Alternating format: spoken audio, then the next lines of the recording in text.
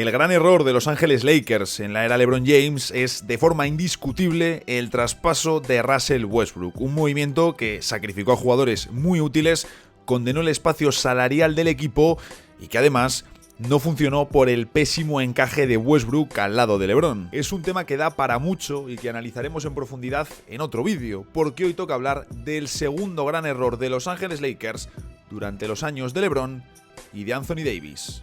Vamos a verlo. Los Lakers se convirtieron en campeones de la NBA en la temporada 2019-2020, la segunda de LeBron en la franquicia y la primera de Davis. Y la verdad, parecían condenados a regresar a las finales y mantenerse como uno de los grandes candidatos de la liga.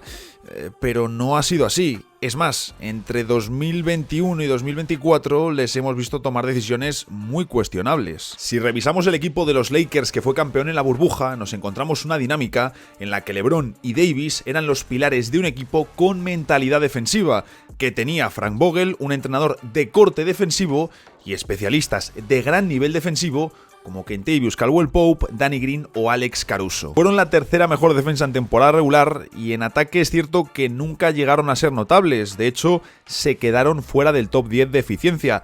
Pero claro, LeBron y Davis ya te garantizan una de las mejores parejas de la liga. Y además tenías a Rajon Rondo como apoyo en la generación, que hizo unos playoffs fantásticos y en general un equipo que jugaba simple, pero de forma efectiva. De hecho, recordemos que LeBron James jugó el 60% de sus posesiones de la temporada regular como el base nominal de los Lakers, y estaban luego KCP y Danny Green en las alas, y ese porcentaje solo bajó en playoffs al 42% debido al excelente rendimiento de Rondo. Pero en la 2019-2020 LeBron no solo funcionaba como el base de su equipo, que es lo que llevamos viendo toda su carrera, sino que además, por la posición que ocupaba en el quinteto titular, era el base nominal de los Lakers. Marco esta diferencia porque es fundamental a la hora de hablar de emparejamientos defensivos y tamaño del equipo, y porque fue la última vez que LeBron fue el base nominal de los Lakers, ya que en el verano de 2021 ficharon a Dennis Schroeder, en 2022 llegó Russell Westbrook y en 2023 y 2024 contaban con D'Angelo Russell. Pero de nuevo, la potencia de aquellos Lakers se basaba primero en contar con una de las mejores parejas de toda la liga, cuyos juegos además encajaban de forma excelente, y luego un enfoque defensivo con un entrenador defensivo y especialistas defensivos que te permitían llevar tu tarea a cabo. Podemos hablar de que los Lakers echan mucho en falta a perfiles como KCP, Caruso o Danny Green, pero hay un elemento de aquella temporada que no han vuelto a recuperar: el contar con dos pivots fiables de corte defensivo para que Anthony Davis pueda jugar mucho tiempo en el 4. Jamal McGee fue el pivot titular de la temporada regular, pero ni siquiera llegaba a los 17 minutos de media. Luego ya es cierto que en playoffs perdió mucho peso en la rotación. Y el suplente era Dwight Howard, que realizó un temporadón desde el banquillo y, recordemos, llegó como reemplazo del lesionado DeMarcus Cousins, y en su caso Howard no llegaba a los 19 minutos de media. Dos figuras clave para proteger a Davis a nivel defensivo y también para dar más tamaño, más presencia a la defensa de Lakers. Y así, McGee y Howard dejaron un muy buen rendimiento atrás sin tener grandes exigencias en ataque, pero la presencia de esta pareja permitió que Davis jugase el 60% de sus posesiones de temporada regular en el puesto de 4. Luego ya sí, en playoffs, se invirtió la tendencia y Davis jugó el 60% de sus posesiones en el puesto de 5, porque así los Lakers contaban con tramos de mayor espacio ofensivo gracias al tiro de la ceja, y porque contaban en su plantilla con Kyle Kuzma y Markieff Morris como cuatros que abrían la cancha, y en especial el impacto de Morris en tramos reducidos fue muy positivo. McGee perdió minutos en playoffs y Frank Vogel, al contar con diferentes recursos, pudo utilizar varios quintetos titulares diferentes en función de lo que había enfrente. Por ejemplo, saliendo con Morris y Davis en un par de encuentros contra los Rockets del Micro Bowl, usando a Howard como enforcer contra Nikola Jokic en las finales de conferencia, o introduciendo a Alex Caruso y pasando al Small Ball en el último partido de las finales contra Miami. Pero claro, tú esto lo puedes hacer cuando cuentas con los recursos necesarios para ellos, y uno de los problemas de los Lakers es que no han vuelto a contar con una pareja de pivots defensivos fiables como cuando fueron campeones. En las semanas posteriores al anillo, los Lakers sorprendieron con un cambio radical de enfoque. Traspasaron a Danny Green por Schroeder y dejaron marchar en la agencia libre a Rajon Rondo, Dwight Howard o Jamal McGee. Pasaron de una mentalidad defensiva a una ofensiva, porque aparte de cambiar a Danny Green, un alero 3&D, por Dennis Schroeder, también fue el cambio de los pivots, ya que llegaron Marc Gasol y Montrezl Harrell, dos jugadores muy diferentes a los que tenían, y es cierto que el equipo no funcionó de la misma manera. Aún así, el principal problema de aquella temporada fueron las lesiones de LeBron y Davis, porque las sensaciones en ataque con Marc fueron muy interesantes, pero claro, Schroeder y Harrell funcionaron muy mal y el equipo no consiguió mejorar su ofensiva. De hecho, atacaron mucho peor que en la temporada regular anterior. Pasaron del 11º puesto al 24º de ratio ofensivo. No me quiero detener demasiado en este aspecto porque, al igual que el traspaso de Westbrook, es que esto te da para otro vídeo aparte, pero es cierto que nunca sabremos qué hubiese pasado con aquellos Lakers si Davis no se hubiese lesionado contra los Phoenix Suns en la primera ronda de playoffs. Quién sabe, es que a lo mejor, no te digo que hubiesen vuelto a ganar la NBA, pero a lo mejor no se hubiesen visto en una situación desesperada y no hubiesen realizado el traspaso de Westbrook.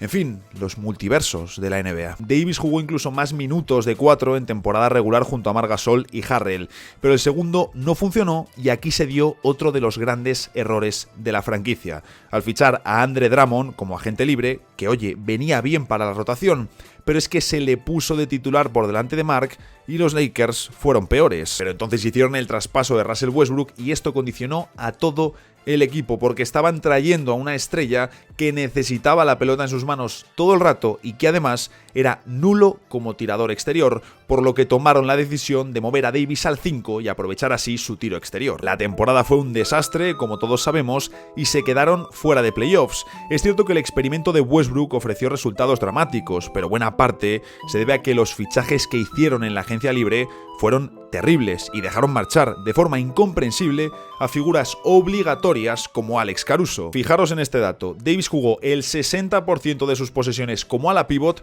en su primera temporada con los Lakers, cuando fueron campeones. Después, con Marc Gasol y con Harrell, subió hasta el 97%, pero en la primera temporada con Russell Westbrook, el dato se desplomó hasta el 24% de posesiones en el puesto de ala pivot. Y la siguiente temporada, la de poner fin al experimento Russell Westbrook y que terminó con los Lakers llegando a las finales del oeste contra Denver, vimos a Davis jugar el 100% de sus posesiones como pivot, y en la 23-24, la primera completa con D'Angelo Russell, Austin Reeves o Rui Hachimura, vio el 97% de sus posesiones como pivot. Y así llegamos al segundo gran error de los Lakers durante los últimos años, y es el no haber contado con un pivot medianamente decente a nivel defensivo como para que pueda jugar unos 15 o 20 minutos de media en playoffs y mover a Davis al puesto de 4. Que ojo, esto no significa que tengas que jugar siempre con Davis en el 4 y el pivot de corte defensivo. Es lo que decía antes, esto se trata de que la gerencia le tiene que dar las cartas al entrenador para que éste decida, en función del rival, del momento, de lo que perciba, de lo que hayan preparado, si prefiere jugar con una fórmula o con la otra. Aquí también podemos preguntarnos el por qué los Lakers deben conseguir un pívot defensivo fiable si ya alcanzaron las finales de conferencia jugando todo con Davis de 5. Pues bien, primero por tener contento y protegido al jugador, que ha dicho en varias ocasiones que prefiere jugar de 4 en temporada regular, y así le das un elemento de seguridad al lado que refuerce su posición. Segundo, porque el tamaño es necesario en playoffs y los Lakers perdieron esa carta hace tiempo. Y tercero, por supuesto, por ayudar a mejorar la defensa de un equipo que en la temporada 2023-2024 terminó 16º en la clasificación de ratio defensivo. Pero claro, si no tienes espacio salarial y tampoco tienes muchísimos activos que gastar y sí que tienes otras carencias que a lo mejor debes abordar antes, puedo entender por qué los Lakers no han tenido como prioridad el irse a por otro pívot cuando ya tienes a Anthony Davis como estrella en la pintura. Pero ¿qué queréis que os diga? Entre lo que tienen ahora mismo en la plantilla en el puesto de 5, fuera de Davis, al que por posición natural considero un 4, y lo que idealmente podrías tener, hay un buen tramo de diferencia. En los dos últimos veranos han llegado jugadores como Christian Wood, que no es del perfil que hablamos, no es de perfil defensivo, Jackson Hayes, cuyo nivel es insuficiente para lo que estamos mencionando, y Jarred Vanderbilt, que es un excelente defensor, pero que no permite mover a Davis al puesto de 4. Entonces, ¿qué pueden hacer los Lakers? Pues solo hay dos opciones. O bien conseguir que alguien que ya esté en el equipo dé un rendimiento que no se espera, como Jackson Hayes, que dicen que está gustando mucho en el training camp, yo de estas cosas me creo bastante poco, o si no la carta de Christian Coloco, una apuesta de muy bajo riesgo y que puede resultar interesante. Y si no, mirar en el mercado de traspasos. Y es que el 10 de octubre de 2024, ya como sustituto de Adrian Wojnarowski, Shams Charania contaba en ESPN que los Lakers están potencialmente explorando el añadir un hombre grande, un pívot, a su plantilla. He revisado todos los nombres de todos los pivots de la NBA y he sacado aquellos que encajarían en condiciones realistas, es decir, ni salarios exageradamente elevados, ni que sean tampoco estrellas y que vengan a tapar las carencias que tienen los Lakers. La lista se compone de 6 nombres. Walker Kessler, a quien Utah tiene en el mercado por 2 primeras rondas y con un salario muy bajo. Jacob Poeltl, que encaja poco en la reconstrucción de Toronto, aunque tiene un salario más elevado. Nick Richards, que sería una opción más low cost, pero que mejora lo que tienen los Lakers. Luego Mitchell Robinson, que no me convence ni por lesiones ni por detalles de su juego. También Jonas Valanciunas, un veterano al que quisieron firmar en verano y que traería protección de aro y tiro exterior, algo muy interesante, aunque es cierto que menos movilidad en defensa. Y por último, el jugador que por salario, perfil y equipo en el que está, mejor encajaría en estos Lakers, aunque su historial de lesiones mete auténtico miedo. Me refiero a Robert Williams, pívot de Portland Trail Blazers. Los Lakers podrían cerrar cualquiera de estas operaciones con los salarios de Gabe Vincent, Jarred Vanderbilt o Jackson Hayes, además de poder combinar las primeras rondas de 2029 y 2031, ofrecer la de 2030 pero sin combinar con las de 2029 y 2031, y además de los derechos de intercambio de 2026 o 2028. Personalmente arriesgaría e iría por Robert Williams, que sí, se puede lesionar, pero para unos 20 o 25 minutos sería un fichaje top que te permitiría mover a Davis al 4 y a LeBron al 3, dejando a Hachimura como alero de banquillo. El traspaso es perfectamente realizable y además tendría mucho sentido para Portland, que está en una reconstrucción, podría recibir activos del draft de futuro de los próximos años de Los Ángeles Lakers y que necesita mover a alguno de sus pivots, porque ya cuentan con jugadores como DeAndre Ayton o el recién elegido Donovan Clingan con el pick 7 del último draft. Y ahí, la verdad, el pívot que menos sentido tiene que continúe es Time Lord. Los Lakers están en un punto crítico. Han cometido varios errores en la construcción de la plantilla alrededor de LeBron y Davis. Y cada día que pasan sin resolver este problema es un día más en el que están perdiendo la oportunidad de competir al más alto nivel. Y ahí la pregunta es muy clara. ¿Quién creéis que sería el mejor fichaje para estos Lakers? Es más, ¿creéis que necesita un pívot fiable para competir por el título o hay que mirar antes a otras posiciones? Si te ha gustado este análisis, no olvides en suscribirte al canal, activar la campanita y dejarme un buen like, que me ayuda mucho a seguir haciendo contenido.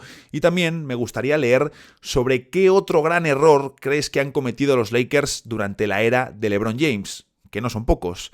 Y mientras tanto, nos vemos en el próximo vídeo.